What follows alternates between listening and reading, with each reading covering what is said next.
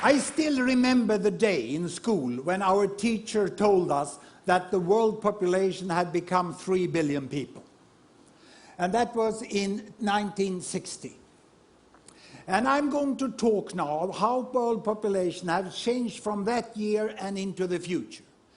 But I will not use digital technology as I've done during my first 5 TED Talks. Instead, I have progressed, and I am today launching a brand new analog teaching technology that I picked up from IKEA.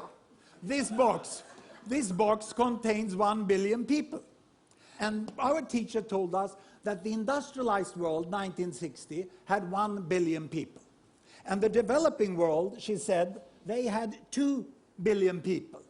And they lived away then. There was a big gap between the 1 billion in the industrialized world and the 2 billion in the developing world.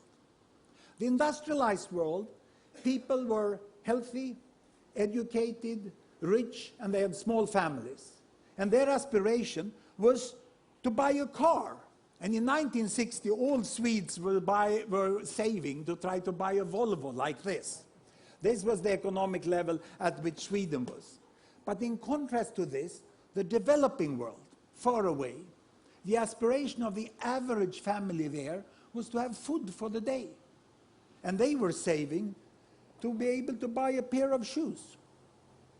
There was an enormous gap in the world when I grew up.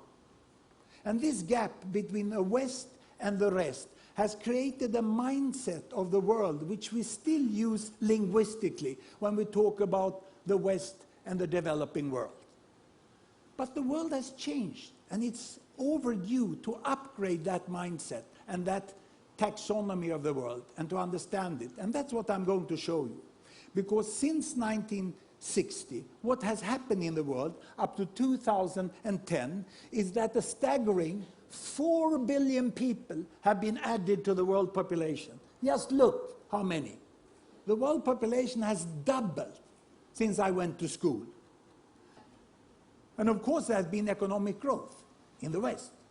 A lot of companies have happened to grow the economy, so the Western population moved over to here. And now their aspiration is not only to have a car, now they want to have a holiday on a very remote destination, and they want to fly.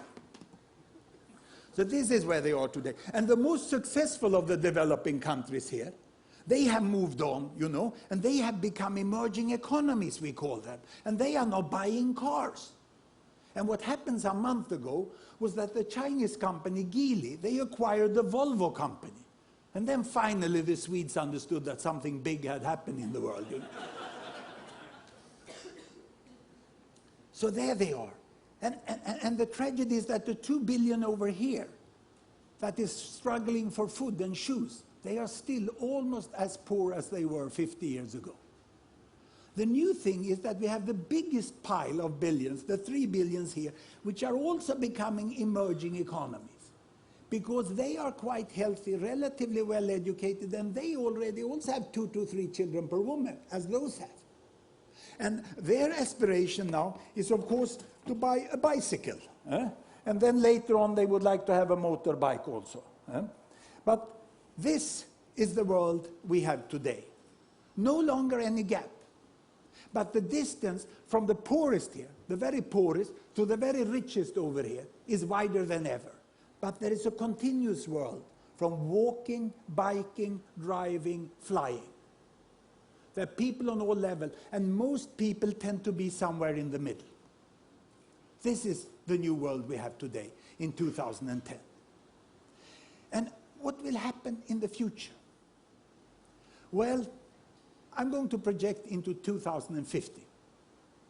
I was in Shanghai recently, and I listened to what's happening in China, and it's pretty sure that they will catch up, just as Japan did. All the projections. This one will grow with 1 to 2 or 3%, and this grows with 7, 8, and then they will land up here. They will start flying. And these lower middle income countries, the emerging economies, they will also forge forwards economically. And if, but only if, we invest in the right green technology so that we can avoid severe climate change and energy can still be relatively cheap, then they will move all the way up here. and they will start to buy electric cars, isn't it? This is what we will find there. So what about the poorest 2 billion? What about the poorest 2 billion here? Will they move on? Well, here population comes in, because there we already have 2 to 3 children per woman, family planning is widely used, and population growth is coming to an end. Here population is growing. So these 2 billions will in the next decades increase to 3 billions, and then will thereafter increase to 4 billion. There is nothing but a nuclear war of a kind we've never seen that can stop this from happening, because we already have this in process. But if, and only if, they get out of poverty, they get education, they get improved child survival, they can buy a bicycle and a cell phone and come here, then population growth will stop up there in 2050. We cannot have people on this level looking for food and shoes, because then we get continued population growth. And let me show you why, by converting back to the old-time digital technology. Here I have on the screen my country bubbles. Every bubble is a country, the size is population, the colors show the continent, the yellow one there is the Americas, dark blue is Africa, brown is Europe, green is Middle East, and this light blue is South Asia, that's India, and this is China, size is population. Here I have children per woman, 2 children, 4 children, 6 children, 8 children, big families, small families. The year is 1960, and down here child survival, the percentage of children surviving childhood up to starting school, 60%, 70%, 80%, 90%, and almost 100%, as we have today in the wealthiest and healthiest countries. Look, this is the world my teacher talked about in 1960. 1 billion Western world here, high child survival, small families, and all the rest, the rainbow of the developing countries, with very large families and poor child survival. What has happened? I start the world. Here we go. Can you see, as the year passed by, child survival is increasing. They get soap, hygiene, education, vaccination, penicillin, and then family planning. Family size is decreasing. They get up to 90% of child survival, then family is decreasing. Also the Arab countries in the Middle East is falling down there. Look, Bangladesh catching up with India. The whole emerging economy world joins the Western world with good child survival and small family size, but we still have the poorest billion. Can you see the poorest billion? Those boxes I had over here?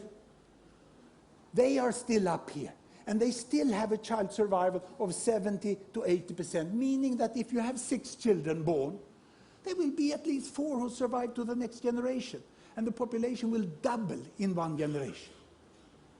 So the only way of really getting world population to stop is to continue to improve child survival to 90%. That's why investments by Gates Foundation, UNICEF and aid organizations, together with national government in the poorest countries, are so good, because they are actually helping us to reach a sustainable population size of the world. We can stop at 9 billion if we do the right things. Child survival is the new green. It's only by child surviving that we will stop population growth. And will it happen? Well, I'm not an optimist. Neither am I a pessimist. I'm a very serious possibilist. It's a new category, where we take emotion apart and we just work analytically with the world. It can be done.